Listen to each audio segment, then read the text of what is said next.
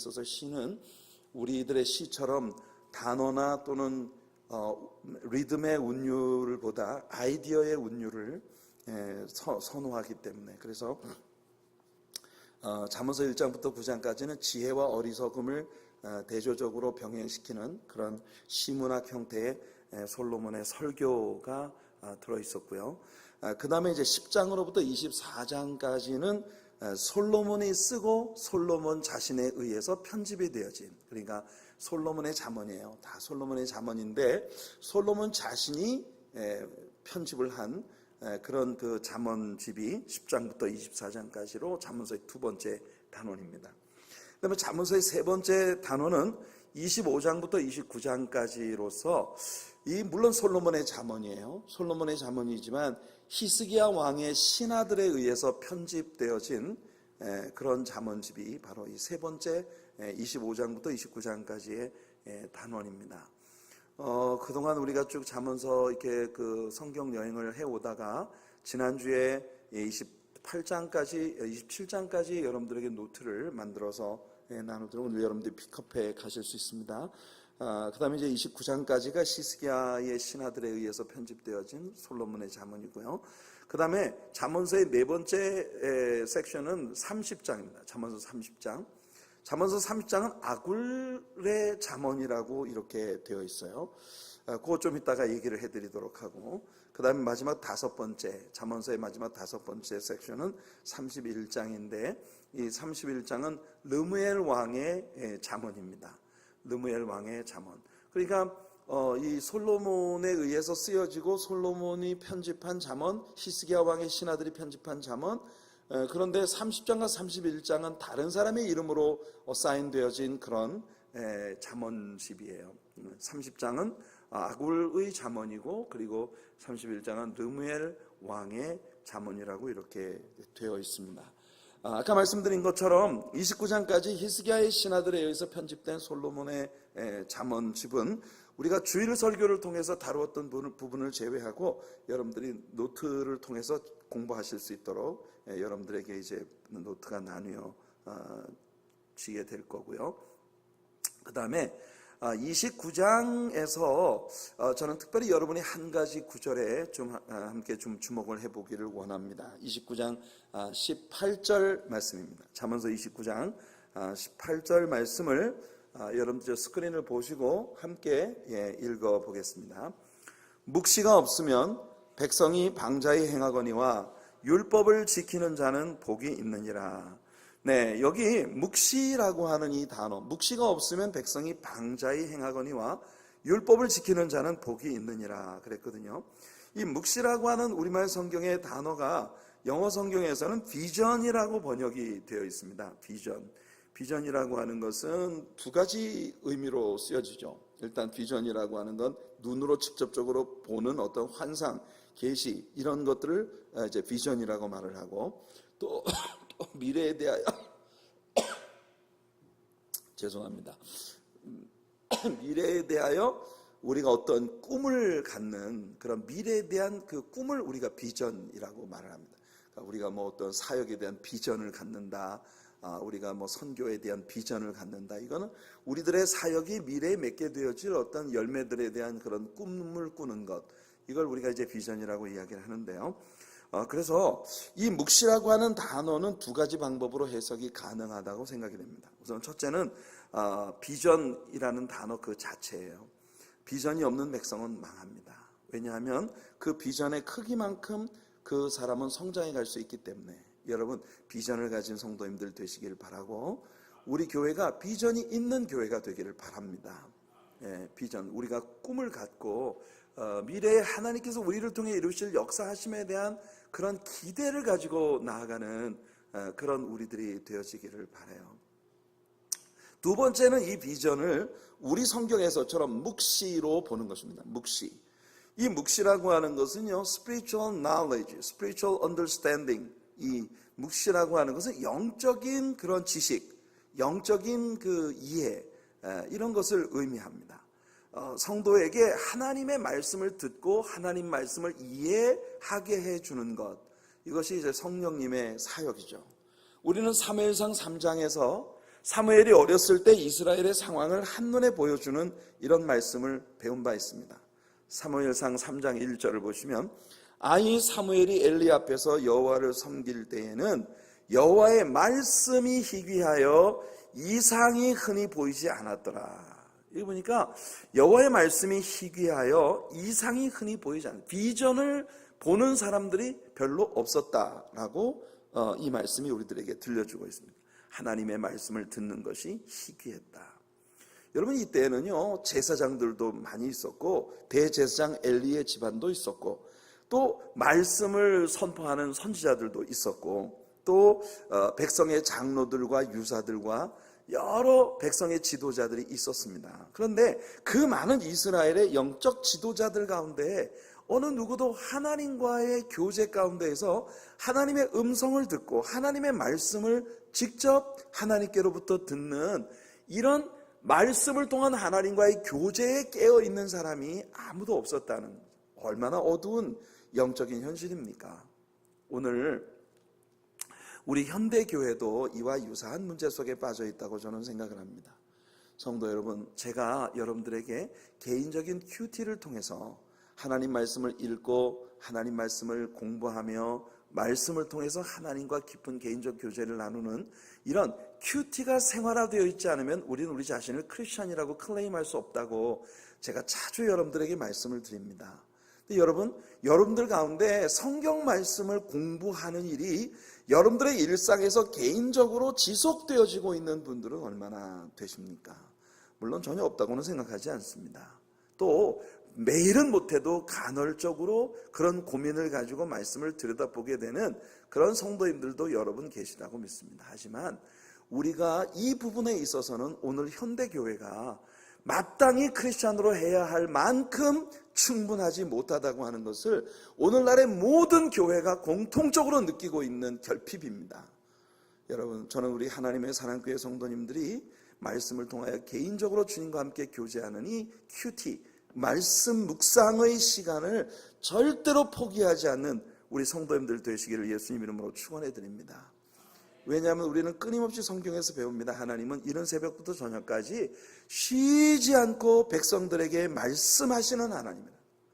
그런데 아무도 전부 자기 일에 분주하고 자기 일에 바빠서 하나님이 불러도 대답이 없고 불러도 하나님의 음성에 귀를 기울이지 않는, 이것이 이스라엘 백성들의 현실이었다고 예레미야가 그렇게 눈물로 한탄했지 않습니까? 저는 우리가 살아가고 있는 이 시대가 바로 그런 시대가 아닌가 생각이 됩니다. 하나님은 이른 새벽부터 저녁까지 쉬지 않고 여러분들을 부르시고 계시는데, 여러분들 가끔은 여러분의 걸음을 멈춰 서서 그저 분주하게 여러분 갈 길만 그냥 가는 성도가 아니라 가끔은 하나님과 함께 교제하고 하나님과 함께 말씀을 나누는 시간을 좀 가지고 이렇게 하나님과 교제하는 그런 성도님들이 되시기를 바랍니다. 묵시가 없어서 백성이 망한다. 이것이 여러분이 선지자의 외침입니다. 여러분들 두 가지 의미에서의 묵시에 깨어있는 우리 성도님들 되시기를 바랍니다.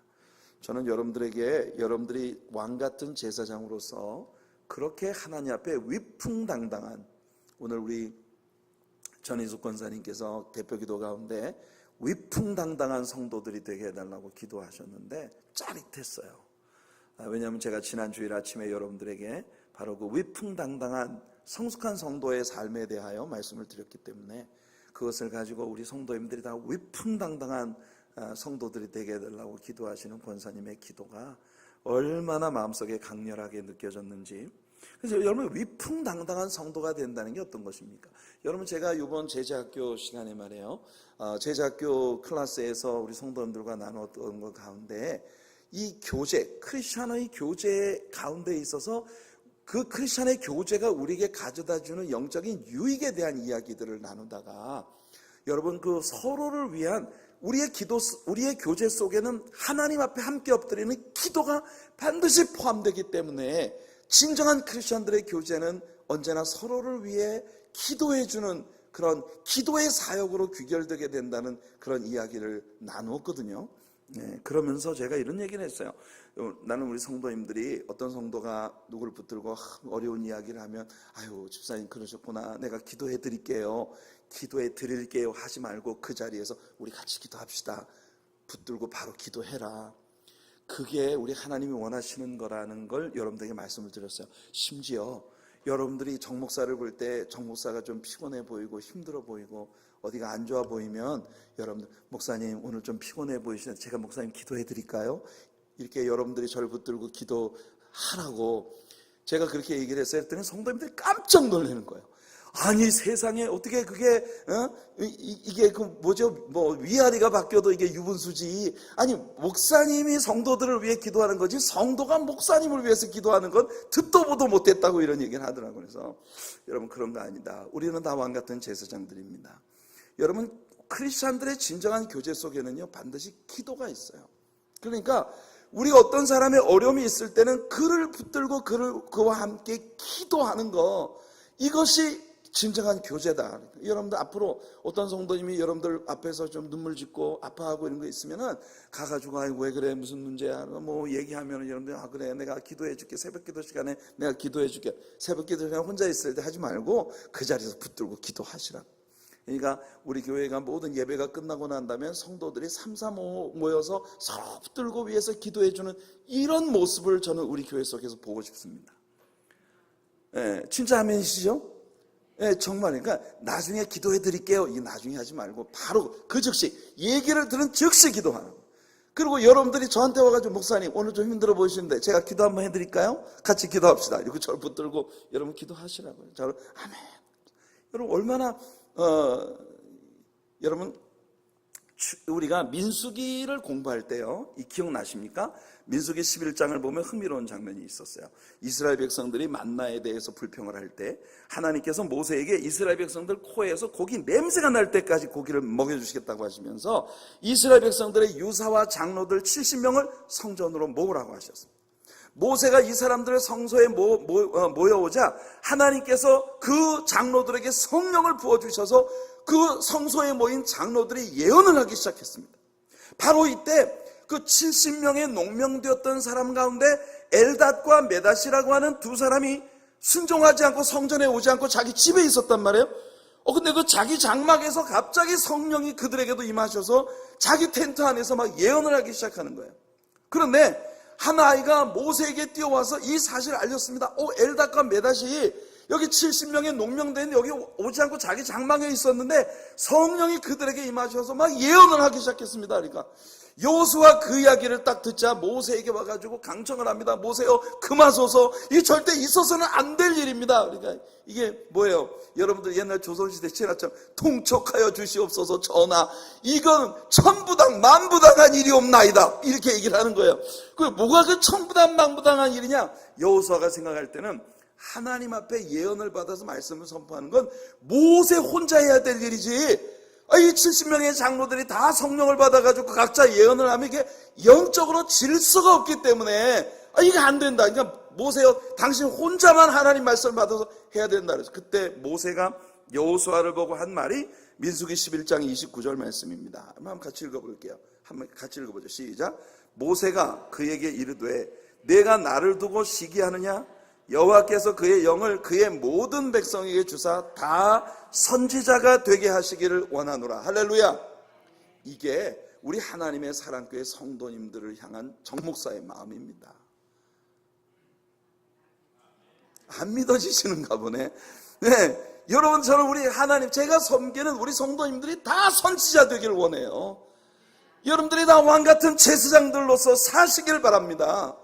어느 곳에서든지 여러분들이 위풍당당한 하나님의 일꾼으로 하나님의 종으로 설 수 있는 우리 성도님들 되시길 축복합니다. 모세가 말하고 있는 것처럼 70명의 장로들뿐만 아니라 모든 백성들이 성령의 감동으로 다 선지자 노릇하는 이런 백성들이 되었으면 좋겠다. 여러분 크리스찬들이 영적으로 자라지 않는 이유가 있어요. 묵시가 없기 때문입니다. 묵시가 없기 때문에 성도들이 자라질 못해요. 그러니까 여러분들 평생 신앙생활을 한 장로님들도 담임 목사가 없으면 아무것도 스스로 해결을 못해요. 그런 경우 참 많잖아요. 뭘 해도 담임 목사님 와서 뭘 해줘야 모임이 성립이 되는 것 같은 거예요. 제가 그래서 저희 교회 남녀 선교회 모임 예전에는 목사님이 다 갔었는데 제가 그런데 잘 안 갑니다. 그러니까 여러분들이 다 회장님도 있고 적어도 남녀 선교회 회장님 정도 됐으면 남녀 선교회 예배를 인도할 수 있어야지.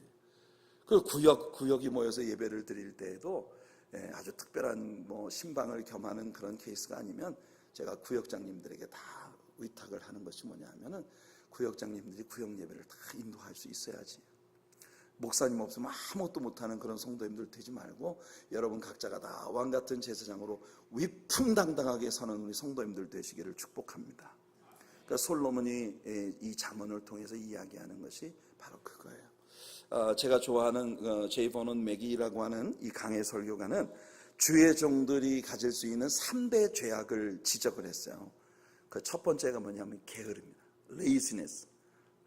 주의 종은 게으르면 하여튼 안 된다. 게으르면 주의 종을 할 수가 없다. 잠 많은 사람, 천성적으로 잠이 많고 뭘 해도 이게 게으르고 나태한 사람은 주의 종이 되었다. 그 다음에 두 번째는 뭐냐면 자기가 하고 있는 사역에 대해서 보얼돔, 권태를 느끼거나 매너리즘에 빠지면 주의 종으로서의 자격이 없다. 늘 내가 하는 일이지만 목사가 하는 일이 늘 동일하잖아요. 그렇지만 매일 새로 하는 것 같은 그런 새로운 기쁨과 스릴이 자기의 사역 속에 있어야 된다는 거예요. 말씀 사역을 평생 하고 살지만 말씀을 공부하고 그 말씀에 깨어있고 그 말씀을 성도들에게 가르치는 일이 매일 처음 하는 일인 것처럼 막 스릴이 있고 행복이 넘치는 이런 사람이 돼야 된다.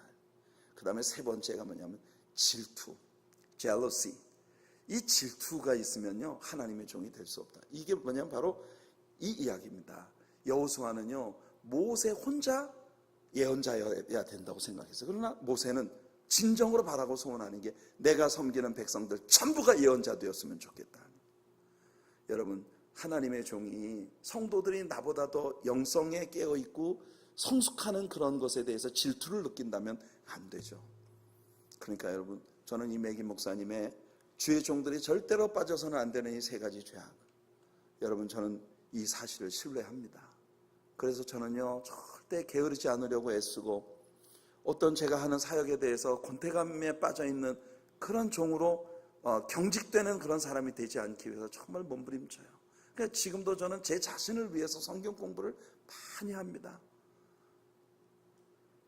하나님 말씀을 가르치는 일이 저는 지금도 너무 즐거워요. 너무 행복해. 여러분들이 정목사 보면은 하기 싫어서 억지로 하는 것 같이 보입니까? 설교만 했다 하면 제일 좋아하는 것 같지 않습니까, 여러분? 그러니까 우리들 이런 솔로몬의 잠언을 통해서 우리가 배우는 아주 중요한 것, 묵시가 없어서 백성이 망한다. 마지막 때에 마실 물이 없어서 기갈이 아니고 먹을 양식이 없어서 기근이 아니라 하나님의 말씀을 먹지 못하기 때문에 백성들이 망한다는 거예요. 우리 성도 여러분, 여러분들 각자가 하나님 말씀 붙들고 고민하며 살아계신 하나님과 개인적인 사귐 가운데 깨어있는 우리 성도님들 되시기를 예수님 이름으로 축복해드립니다. 그 다음에 이제 30장을 여러분들이 보시면요, 아까 말씀드린 것처럼 30장은 아굴의 잠언이다 이렇게 되어 있거든요. 여기 보니까 1절 말씀을 보니까요, 이 말씀은 야게의 아들 아굴의 잠언이니 그가 이디엘 곧 이디엘과 우갈에게 이른 것이니라 이렇게 되어 있습니다. 자, 우리는 먼저 이 아굴이라는 인물에 대해서 이제 규명을 좀 해야 될 것 같아요. 이 아굴이라는 인물은 성경에 한 번도 다른 곳에 나온 적이 없는 이름입니다. 또 역사의 기록에서도 달리 성경의 잠언서에 그의 이름이 오를 만큼 영향력 있는 인물로 아굴이라는 이름이 어디에도 기록된 곳이 없어요. 그래서 이 아굴이라는 인물에 대해서는 사람들이 굉장히 많은 그 가설들을 가지고 있는데요. 어떤 학자는 이 잠언들이 팔레스타인 밖에서 쓰여진 잠언일 것이다 라고 추정을 합니다. 쬐글러라고 하는 주석가는 아굴과 르무엘이 아라비아 북부로 이주했던 시몬 지파가 주류를 이룬 이스라엘 자손들의 식민지의 아라비아계 이스라엘 사람들의 유목민 왕들 중에 하나일 것이다 라는 추측을 이야기하고 있습니다. 어차피 이런 학설을 뒷받침해 줄 수 있는 어떤 자료도 발견되고 있지 않습니다. 오히려 저는 이 30장이 개인적으로 아굴, 3장에 나오는 아굴이라고 하는 왕이 솔로몬일 것이라는 생각을 가지고 있습니다. 왜 그러냐면 제가 이 30장에 나오는 아굴이 솔로몬을 지칭하는 다른 이름일 것이다 라고 생각하는 이유가 잠언서의 전체의 서론 부분인 잠언서 1장 1절이 뭐라고 얘기합니까? 솔로몬의 잠언이라 하면서 이 책이 시작됐거든요. 그러니까 저는 이 잠언서에 있는 모든 잠언들이 다 솔로몬의 저작이다 라고 저는 그렇게 신뢰하는 거예요. 왜냐하면 성령께서 이 말씀을 기록하게 하실 때 이 잠언서라고 하는 책 전체의 첫 번째 구절에서 이 글은 솔로몬의 잠언들이라고 선포를 하고 있기 때문에, 그래서 저는 이 아굴도 솔로몬의 다른 이름일 것이다 라고 생각을 합니다. 자, 우선 영어 성경 번역본들 가운데에 다수의 번역본들이 여기에 나오는 아굴을 비롯한 1절에 있는 이름들을 고유 명사가 아닌 보통 명사로 해석을 하고 있다는 것입니다. 고유 명사라고 하면은 히브리어를 음력을 해야 되거든요.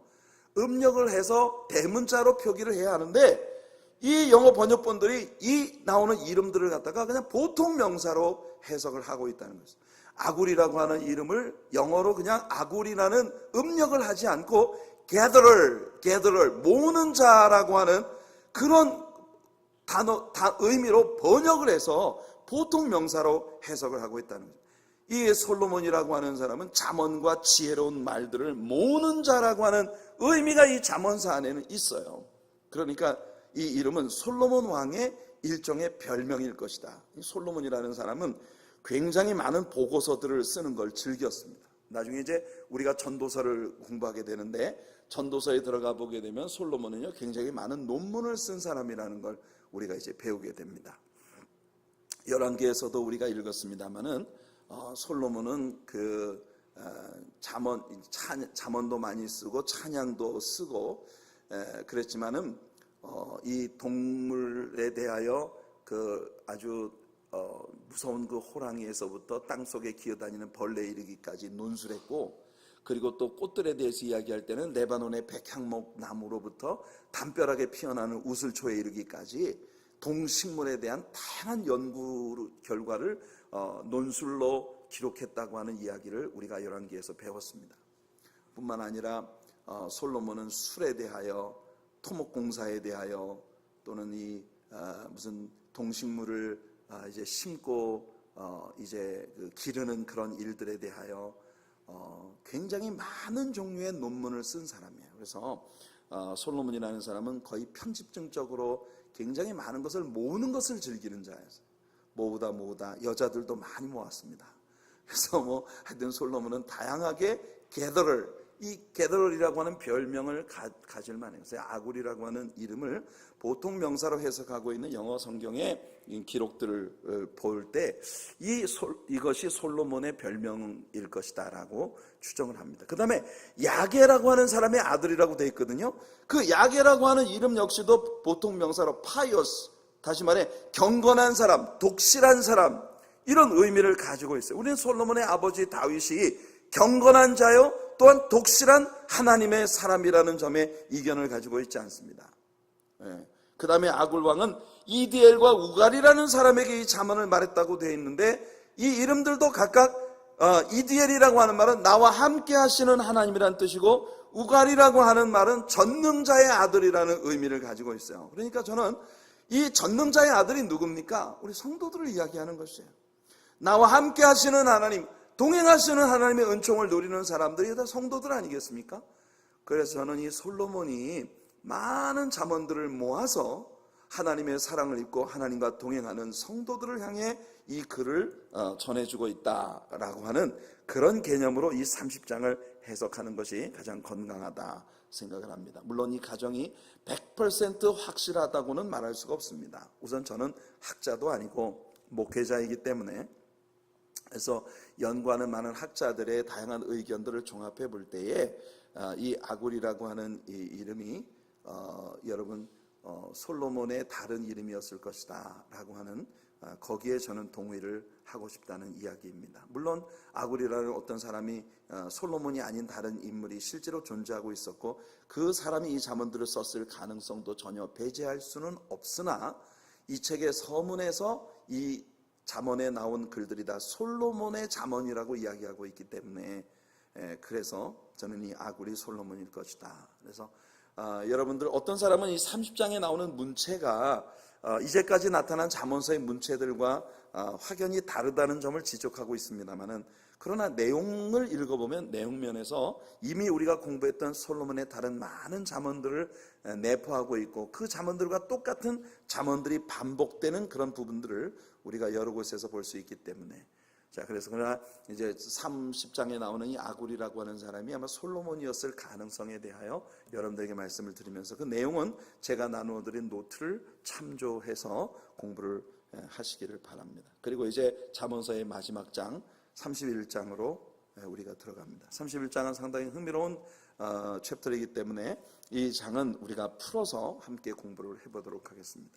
1절은 이 잠언서의 내용이 이 30장의 내용이 무슨 내용을 담고 있는지를 우리에게 한눈에 보여주는 말입니다. 1절을 같이 읽어보겠습니다. 1절입니다. 르무엘 왕이 말씀한 바 곧 그의 어머니가 그를 훈계한 잠언이라. 자 여기 보니까 이 31장은 르무엘 왕이 말한 잠언인데 그게 르무엘 왕이 어머니로부터 들은 그 어머니가 그 아들 왕에게 훈계해 주었던 그 지혜의 말들을 잠언으로 묶어서 이 잠언서에 포함을 시켰다라고 이렇게 이야기하고 있는 것입니다. 잠언서 30장에 나오는 아굴 왕이 솔로몬일 것이라고 하는 그 추측에는 이견이 꽤 있습니다. 하지만 학자들 가운데 여기에 나오는 르무엘 왕이 솔로몬의 별명이라고 하는 것에는 별로 이견을 가지고 있지 않습니다. 그래서 여기 31장에 나오는 르무엘 왕 역시 여러분 솔로몬의 다른 별명일 것이다 라고 하는 데에 많은 학자들이 거의 뭐 별 이견이 없이 동의를 하고 있다. 여러분들이 참조하시기 바랍니다. 솔로몬은 별명이 많이 있었어요. 특별히 하나님께서 그에게 직접 붙여주신 별명도 있었죠. 솔로몬 별명이 뭐였습니까? 하나님이 붙여주신 별명 기억나지 않으시나요? 예. 그러니까 여러분들 뭐더라 이러셔야 되는 거예요. 이럴 때 그러니까 여러분 그게 뭐냐면 여디디아입니다. 여디디아. 예. 하나님께서 솔로몬에게 붙여주신 별명이에요. 자, 이 여디디아 사무엘하 12장 25절 말씀을 보시면 선지자 나단을 보내 그의 이름을 여디디아라 하시니 이는 여호와께서 사랑하셨기 때문이더라. 그러니까 여디디아라고 하는 말은 beloved of the Lord, beloved of the Lord, 여호와 하나님께 사랑을 입은 자라는 그런 의미를 가지고 있어요. 여기 나오는 르무엘이라고 하는 이름 역시 보통 명사로 해석을 하면 devoted to the Lord, 여호와 하나님께 바쳐진 사람이라는 그런 의미를 가지고 있습니다. 여디디아라는 그 이름과 같은 패턴의 용어입니다. 르무엘 하면 하나님께 바쳐진 헌신되어진 그런 사람이다라는 뜻이에요. 그래서 우리는 이 이름이 솔로몬의 어머니였던 밧세바가 솔로몬에게 붙여주었던 애칭이라고 믿고 있습니다. 밧세바는 솔로몬의 어린 시절부터 그를 하나님께 바쳤어요. 물론 밧세바는 비운의 여인이었지만 그러나 그녀는 예수님의 족보에 오른 여인이 되었습니다. 그녀는 히위 족속이라고 하는 가나안 부족으로 이방 여자였습니다. 그리고 우리아라고 하는 다윗이 아닌 다른 남자의 아내가 되었던 그런 여인이었어요. 그러나 그녀는 나중에 다윗의 아내가 되었고 솔로몬을 낳았습니다. 글쎄요, 다윗에게 여러 아내가 있었습니다만은 결국 다윗의 아내들 가운데 하나님께 가장 사랑을 많이 받았던 여인이 이 밧세바가 아닌가 하는 그런 생각을 해봅니다. 그녀는 솔로몬이 어렸을 때 그에게 르무엘, 하나님께 바쳐진 사람이라는 애칭을 붙여주었던 모양이에요. 여러분 어렸을 때 부모님들이 여러분들에게 붙여준 별명 뭐 그런 거 없었습니까? 여러분 솔로몬은 어머니 밧세바가 그를 부르는 별명이 르무엘이었어요. 애칭이죠, 애칭. 우리는 대개 잠언서 31장의 주제가 어떤 아내를 얻어야 하나 하는 문제를 가르치는 어머니의 교훈이라고 하는 걸 보편적으로 잘 알고 있습니다. 저 유명한 현숙한 여인에 관한 잠언이 바로 이 31장의 내용입니다. 이 세상에는 자신의 남자를 큰 그릇이 되게 만들어주는 여인이 있는 것 같아요. 하나님이 자신의 남편을, 자신의 사람을 아주 큰 인물이 되게 만들어주는 은사를 하나님께로부터 받은 그런 여인들이 있는 것 같습니다. 저는 우리 교회의 모든 여성들이 그런 여성들이 되시기를 바랍니다. 여러분, 이 밧세바라고 하는 어머니가 솔로몬이라는 아들에게 교훈해주는 여성과는 어떤 여성관인가? 내 아들에게 야, 이런 여자를 사귀어야 된다, 이런 여자를 아내로 맞이해라, 이렇게 이야기해주는 밧세바의 교훈을 바로 이 31장이 담고 있는 것이에요. 2절 말씀을 같이 한번 읽어보겠습니다. 2절입니다. 시작. 내 아들아, 내가 무엇을 말하랴? 내 태에서 난 아들아, 내가 무엇을 말하랴? 서원대로 얻은 아들아, 내가 무엇을 말하랴? 이 2절 한 구절 안에서 이 뭡니까? 밧세바는 솔로몬에게 What can I say? What should I say? 이렇게 동일한 구절을 3번을 반복하고 있어요. 그러니까 지금 밧세바가 이야기하려고 하는 이 이야기가 밧세바의 마음의 내면에 얼마나 깊은 곳에 아주 깊숙이 자리 잡고 있었던 그녀의 마음으로부터 나오는 언어인가 하는 것을 그녀는 이렇게 강조하고 있는 것입니다. 내 아들아, 내 태에서 난 내 아들아, 내가 너에게 뭘 가르쳐 줘야 되겠느냐? 그건 지금부터 내가 하려는 이 이야기가 이 어미의 뼈에 사무친 이야기다 라고 하는 걸 이 밧세바가 이야기하고 있는 것입니다. 그러니까 저는 이 구절이 밧세바의 다윗, 자신의 남편인 다윗에 대한 밧세바의 감정을 비교적 솔직하게 표현하고 있는 구절이라 생각을 합니다. 솔로몬을 바라보는 밧세바는 그에게서 언뜻 나타나는 그의 아버지 다윗을 닮은 모습을 볼 수 있었을 거예요. 우리가 마태복음 1장에 나타난 예수님의 계보에서 성령님은 밧세바라고 하는 여인에 대해 그녀의 이름을 직접 언급하지 않고 우리아의 아내에게서 솔로몬을 낳았다고 그렇게 글을 쓰게 하셨습니다. 글쎄요, 밧세바가 다윗에게 픽업된 것이 어느 만큼 밧세바 자신의 의도가 담겨 있었던 것인지, 아니면 순전히 다윗 왕의 강제에 의해서 이 밧세바는 다윗의 아내가 될 수밖에 없었던 것인지는 우리가 알 길이 없습니다. 그 내면에 숨은 밧세바의 마음의 이야기를 우리가 알 길이 없으니까요. 다만 그렇게 그 대낮에, 백주 대낮에 왕궁 발코니에서 바로 내려다 보이는 후원에서, 집 후원에서 목욕을 하고 있었다고 하는 것이, 이게 상당히 밧세바의 뭔가 의도된 행동이었을지도 모른다는 혐의를 일정한 그런 혐의를 갖게 만들 수도 있는 그런 행동이면 틀림이 없으니까. 그러니까 그 숨겨진 그런 이야기는 우리가 잘 모르지만, 아무튼 밧세바는 많은 여인들 속에서 다윗의 아내로서 굉장히 마음 안에 상처가 있었던 모양입니다. 어쩌면 억장이 무너지는 그런 심정으로 자기 아들 솔로몬에게 너는 이 부분에 있어서는 네 아버지처럼 되지 말아라. 여러분, 우리가 다윗을 이야기할 때 그런 얘기를 했었어요. 다윗은 남자들에 의해서는 굉장한 사랑을 받은 사람이었어요. 그런데 여자를 보는 눈은 좀 약간 꽝이었었다. 이게 다윗이라는 인물이, 왜냐하면 다윗의 여성들이 여러 명 나오지만 사실 다윗이라는 인물에게 진짜 따뜻한 아내로서 정말 다윗의 마음에 행복을 주었던 여자는 거의 없지 않나 싶어요. 아마 밧세바가 유일한 여인이었을까요? 잘 모르겠습니다. 아비가일 같은 여자는 굉장히 아름다운 그런 여성이고 지혜로운 여성이었는데, 하여튼 다윗은 여자들로부터는, 여자를 보는 눈은 하여튼 다윗에게는 그렇게 좀 신통치 않았었던 것 같아요. 남자들은 다윗 곁에 목숨을 걸고, 다윗이 내가 저 고향에 있는 저 우물에서 내 물 한 잔 마시고 싶다니까 세상에 적들이 2중 3중으로 진을 치고 있는 데를 돌파해가지고 목숨을 걸고 가서 그 샘물을 떠오는 거예요. 이거 다윗에게 이 물을 갖다 주니까 다윗이 그걸 보고, 야, 세상에 이 물 한 잔이 뭐라고 너희들 목숨을 아끼지 않고 이거 직접 가서 떠오느냐. 이게 다윗을 탐복시킨, 다윗 곁에는요, 명령만 내리면 바로 목숨을 내려놓을 수 있는 인물들이 있어서요. 요압 장군이라든지 이런 사람들 말입니다. 형님, 명령만 내리십시오. 이런 사람들이 다윗 곁에 줄줄이 있었거든요. 근데 여성들에 대해서는 다윗이 별로 그렇게 신통한 사랑을 받지 못한 것 같아요. 근데 3절을 보세요. 3절을 보면 바세바가 자신의 마음에 있는 이야기를 하는 것 같습니다.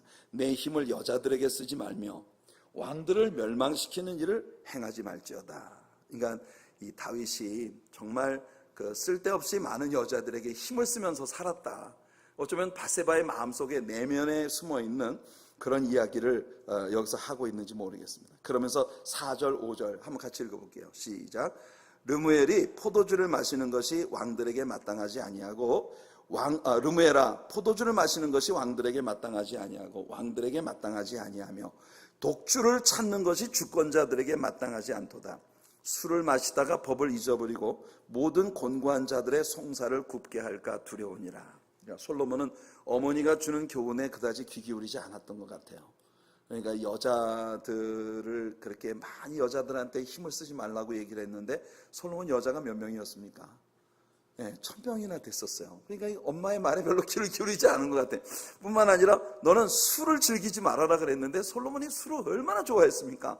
나중에 여러분들 우리 이제 그 잠언서에서 술에 대한 솔로몬의 저기가 나오잖아요. 논문. 네. 그래서 솔로몬은 어머니가 자신한테 준 그 이야기에 별로 귀를 기울이지 않은 게 아닌가 하는 생각이 듭니다. 독주는 죽게 된 자에게, 6절 말씀이에요. 독주는 죽게 된 자에게 주고 포도주는 마음에 근심하는 자에게 줄지어다.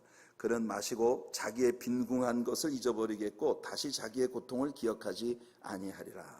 바세바는 솔로몬에게 술이라고 하는 것은 오직 사람의 마음을 진정시키는 일을 위해서만 사용하라고 권하고 있는데요. 글쎄요, 저는 이 구절이 성령의 감동으로 기록된 것인지 잘 모르겠습니다. 여러분 제발 이 말에 귀가 번쩍 뜨이네 이런 분들이 없으시기를 간절히 바라면서, 성경 말씀이기 때문에 여러분들에게 일권은 드립니다. 하지만 다른 성경 말씀과 밸런스를 가지고 이 말씀을 볼 수 있기를 바라요. 자, 여기까지가 어머니로서 바세바가 아들 솔로몬에게 주는 극히 개인적인 삶의 주의사항들이었다고 하면, 이제부터 이야기하는 바세바의 교훈은 솔로몬의 통치, 왕으로서의 통치 영역에까지 영향을 주는 그런 잠언들로 나아갑니다. 바세바는 정말 왕의 어머니로서의 기품을 가진 그런 여인이었던 것 같아요. 8절, 9절 한번 읽어볼게요. 시작. 너는 말 못하는 자와 모든 고독한 자의 송사를 위하여 입을 열지니라. 너는 입을 열어 공의로 재판하여 곤고한 자와 궁핍한 자를 신원할지니라. 그러니까 바세바는 솔로몬이 공의롭고 공평과 정의로 통치를 하는 왕이 되어 가난하고 불쌍하고 억울한 일을 당하는 연약한 사람들의 말을 들어주고 그들의 편이 되어줘야 한다는 그런 이야기를 하고 있습니다. 그러니까 여러분, 사실 바세바의 치맛바람이 보통이 아닙니다. 우리는 다윗이 솔로몬에게 왕위를 이양할 때에 바세바가 발빠른 행보를 가졌던 것이 지대한 영향을 주었다는 걸 우리가 성경에서 배웠습니다. 역사서를 통해 배웠습니다. 바세바는 자신의 아들 솔로몬을 왕위에 앉히고 싶어 했는데 다윗이 계속 민기적거리고 있었어요. 그러니까 바세바의 편이 되어줬던 나단 선지자와 함께 다윗을 설득을 해서 하나님께서 당신에게 약속하지 않았습니까? 그래서 바세바가 자기 아들 솔로몬을 다윗의 뒤를 이어 왕좌에 오르게 만들었던 거예요. 정말 솔로몬의 어머니 바세바의 열심과 치맛바람을 어떻게 보면 하나님께서 사용하신 것이 아닌가 하는 그런 생각이 좀 들 때가 있습니다. 우리 어머니 여러분들 자녀들을 위해서 적절한 치맛바람을 가진 성도님들이 되시기 바랍니다. 여러분들의 자녀들이 잘 되려면 엄마들이 열정이 있어야 돼요. 이 엄마들이 아멘을 안 하시네. 제가 하는 이야기가 엄마들에게 부담이 됩니까? 네, 여러분 정말 어머니들이 가진 열정이 여러분들의 자녀들을 훌륭한 그런 자녀들이 되게 만들어줍니다. 자, 밧세바는 자기 아들에게 올바른 여성관을 심어주고 싶어 합니다. 어떤 아내를 얻어야 할까 하는 것에 대한 어머니로서의 밧세바의 교훈이 여기 나오는데요. 여성 여러분, 아름다운 여성들이 되고 싶으십니까? 이 말씀에 귀를 기울여 보세요. 여러분들이 모두 밧세바가 솔로몬에게 들려주는 정말 보배 같은 아름다운 여성, 우리 하나님의 사랑교회 여성들이 모두 이런 여성들이 되시기를 축복합니다. 10절을 보니까 누가 현숙한 여인을 찾아 얻겠느냐, 그의 값은 진주보다 더하니라. 여기 현숙하다라고 하는 말은 덕스럽다라는 의미도 있고 또 용감하다는 의미도 있습니다. 문자적으로 어머니는 덕스럽습니다. 그리고 어머니는 용감합니다. 저는 제 어머니를 생각해요. 제 어머니는 정말 덕스러우셨고 또 용감하셨습니다. 우리 가족들이 경랑에 사로잡혔을 때 저희 아버님께서 다시 일어설 수 있는 힘을 얻을 수 있었던 것은 저희 어머님의 용감함 때문이었습니다. 어린 우리 남매들을 항상 강직하게 교훈하시고 삭바느질을 하시면서 정말 손바닥만한 그런 그 새방에서 저희들을 공부를 시키셨어요. 그러는 동안 저희 아버지는 밖에서 다시 회복의 기회를 잡을 수 있었습니다. 저는 저희 어머님을 보면서 가장 연약해 보이는 여성이지만 가장 강한 여성이다, 이런 생각을 지울 수가 없습니다. 제가 토론토에서 사역을 할 때 토론토 CBMC가 주관한 세미나에 참석을 한 적이 있었는데, 심영기 박사님이라는 분이 장로님이신데, 이 심영기 장로님이라는 분이 오셔서 키노트 스피커로 강의를 하셨습니다. 그때 이 장로님이 의학에 대하여 성경적인 그런 해석들을 강의를 해주셨는데 굉장히 인상 깊은 그런 강의였어요. 영국인 의사였던 제임스 심슨이라고 하는 사람이 마취제를 제일 먼저 개발을 했는데, 이 제임스 심슨 박사가 마취제를 제일 먼저 개발하게 된 이유는 성경을 열심히 공부하다 보니 하나님께서 아담을 깊이 잠들게 하시고 그의 뼈를 뽑아서 하와를 지으셨더라는 겁니다. 외과 의사로서 늘 수술을 할 때 제일 문제가 되는 게 이 환자에게 고통을 느끼지 않게 해줄 수 있으면 얼마나 좋을까. 근데 성경을 열심히 공부하다 보니까 이 제임스 심슨 박사가 창세기를 딱 읽는데 하나님이 아담을 깊이 잠들게 하시고 아담의 갈빗대를 뽑아가지고 하와를 지으셨다고 하니까, 이게 외과 의사 아닙니까? 하나님께서 아담을 어떻게 이렇게 고통도 모르고 잠들게 하셨을까? 아담이 깨보니까 벌써 수술이 다 끝났단 말이에요. 그러니까 이게 외과 의사로서 이 제임스 심슨 박사가 이게 수술을 하는 동안 사람을 깊이 잠들게 할 수 있는 약을 개발하자. 그래서 만들어낸 게 마취제라는 거예요. 그래서 성경을 열심히 공부하면 우리 인생들이 살아가는 전 분야에서 하나님이 주시는 유익을 얻을 수 있다. 이게 이제 첫 번째 그 강의를 여는 그런 말씀이었습니다. 그리고 난 다음에 남자와 여자라는 이 두 가지 존재를 비교해서 말씀을 해주는데요. 우리 남자들 가운데 이런 데이터가 기분 좋을 사람이 별로 없겠지만 보통 여성이 남성들보다 수명이 약 5년에서 8년 정도가, 평균적으로 여성이 5년에서 8년 정도가 길답니다. 여성들이 사실 따지고 보면요, 남성들보다 여성이 훨씬 노동을 많이 한대요. 우리가 볼 때는 남자들이 노동을 많이 하는 것 같지만 여성들이 집에서 감당하는 가사 노동은 정말 24시간 월킹을 하는 그런. 여러분들 보세요. 엄마들은 밖에 나가서 또 혹시 맞벌이를 하시는 분들 일을 하고 집에 들어오면요, 밥을 누가 짓습니까? 여자분들이 다 밥하고 설거지하고 애들 옷 빨고, 지금이야 세탁기며 모든 취사 도구 같은 것들이 다 거의 자동화되어 있어서 디지털 기기들이 모든 걸 하지만 옛날엔 다 손으로 빨고 모든 걸 다 손으로 해야 됐었잖아요. 그러니까 엄청난 노동을 이렇게 감수해야 된다는 것입니다. 게다가 여성들에게 다가오는 생리, 출산, 이와 같은 시스템들은 완전히 생명을 담보로 하는 아주 엄청난 고통이, 온 몸의 전체의 뼈마디가 다 벌어지는 이런 끔찍한 고통을 수반하는 그런 일들을 여성들이 늘 겪어야 하는데, 그런데도 불구하고 여성들이 남자들보다 평균 5년에서 8년 수명이 길다고 하는 것은 정말 굉장히 특별한 일이라는 거예요. 이것을 과학적으로 규명하면 이렇답니다. 우리들 모두의 몸에는 남녀 구별 없이 우리들의 몸의 세포 가운데는요, Natural Killer Cell이라고 하는 NK 셀이라고 불리워지는 세포가 있답니다.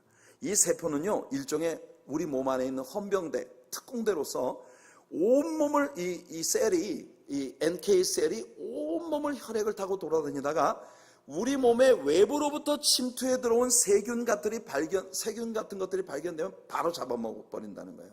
그래서 헌병대. 이게 모든 사람들의 몸속에 이 NK 셀이라고 하는 것이 있어서, 그래서 어떤 부분에 이렇게 다니다가 뇌세포가 파괴되었다면 그 세포를 바로 수리해주는 그런 시스템이 바로 이 NK 셀의 역할이라는 거예요. 그래서 어떤 부분이 너무 많은 세포가 파괴되었으면 아예 다 부숴버리고 집을 새로 짓는데요. 그 시스템 자체를 새로, 이게 NK 셀이 감당하는 DNA 리페어 시스템이라고 하는, 모든 사람들의 몸속에 이와 같이 자연적으로 사람들의 망가진 부분을 건강하게 환원시키는 자생력이 모든 사람들에게 존재하고 있다는 것입니다. 그런데 이 Natural Killer Cell이라고 하는 이 세포가 잡아먹을 수 있는 세균이나 죽은 세포의 숫자가 한계가 있다는 거예요. 예컨대 하루에 약 5만 개 정도의 세포를 잡아먹을 수 있다면, 이 암세포 같은 경우 그 세포의 특성은 한없이 자라는 것이라는 거예요. 여러분, 원래 우리 몸속에 어떤 부분에 문제가 생기면 우리들의 DNA, 그 염색체 안에 코디드 되어져 있는 DNA의 명령에 따라서 이것이 회복이 된다는 것입니다. 예를 들어 어떤 사람이 손가락이 잘라졌다. 그러면 이 손가락이 어느 만큼 자라냐면 이 염색체 속에 인코드 되어 있는 DNA가 주는 명령만큼 손가락이 다시 회복이 된다는 거예요. 그러니까 손가락이 이게 잘라져가지고 새 살이 돋아나고 있는데, 시작하는데 이 새 살이 한정없이 돋아나가지고 손가락이 이만큼 잘라졌는데 나의 손가락이 이렇게 길게 되는 일이 없다는 거예요.